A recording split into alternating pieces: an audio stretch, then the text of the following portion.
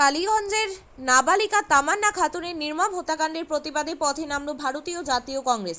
মঙ্গলবার দুপুরে পশ্চিম বর্ধমান জেলা কংগ্রেস সভাপতি দেবেশ চক্রবর্তীর নেতৃত্বে আসানসোল দুর্গাপুর উন্নয়ন পর্ষদের সামনে থেকে তারা একটি পদযাত্রা করে টিএমসি মোড়ে কার্যত রাস্তার ওপর বসে তারা অবরোধ করে। পরে পলিসি হস্তক্ষেপে অবরোধ উঠে যায়।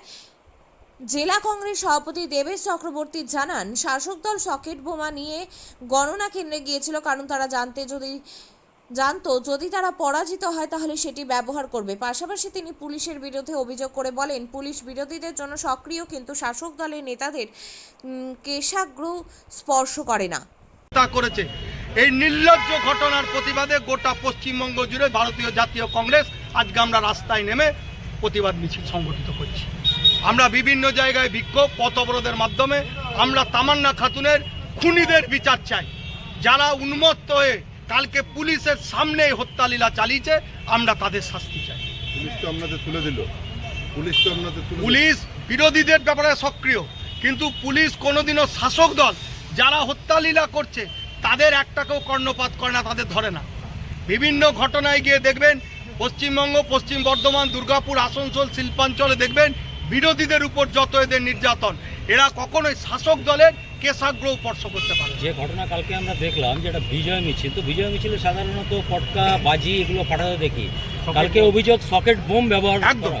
কালকে ওরা রেডি হয়েছিল যে বিরোধীদের ভোট কাউন্টিংয়ে যদি হারে তাহলে সেই জায়গায় কাউন্টিংয়ের জায়গা দখল হবে, তার জন্য সকেট বোম নিয়ে গেছিল। কোন সাধারণ মানুষ বিজয় উৎসবে সকেট বোম নিয়ে ঘুরে বেড়ান বলো?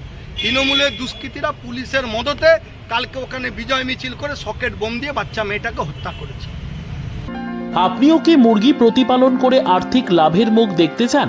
হরেক রকম প্রজাতির মুরগির শাবক লালন পালন করে বিক্রয় করে লাভবান হতে পারবেন খুব সহজেই।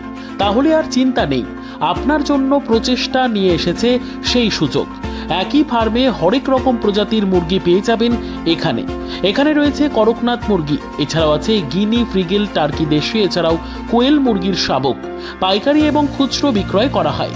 যারা মুরগি পালন করে লাভবান হতে চান তাদের সকলকে আহ্বান জানাই আমরা। আজই চলে আসুন আমাদের প্রতিষ্ঠানে। আমাদের ঠিকানা মহারাজাহাট, রায়গঞ্জ, উত্তর দিনাজপুর। মোবাইল নম্বর 8250428960, 8145717292, 9907063902। শিক্ষাই জাতির মেরুদণ্ড।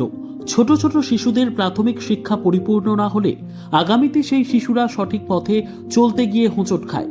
শিশুদের এই শিক্ষার প্রয়োজনীয়তাকে সামনে রেখেই গত 1 বছর ধরে পরিষেবা দিয়ে চলেছে জিনিয়াস এডুকেয়ার একাডেমি। শিশুদের অত্যাধুনিক শিক্ষায় শিক্ষিত করে তোলার একমাত্র বিশ্বস্ত প্রতিষ্ঠান এই একাডেমি।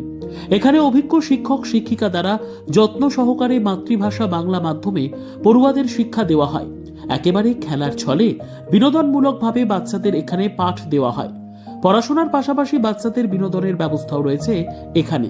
তাই আপনার বাচ্চাকে ছোট থেকে অভিনব শিক্ষায় শিক্ষিত করে মানুষের মতো মানুষ করে তুলতে হলে এই শিক্ষা প্রতিষ্ঠানের উপরে ভরসা করতেই হবে।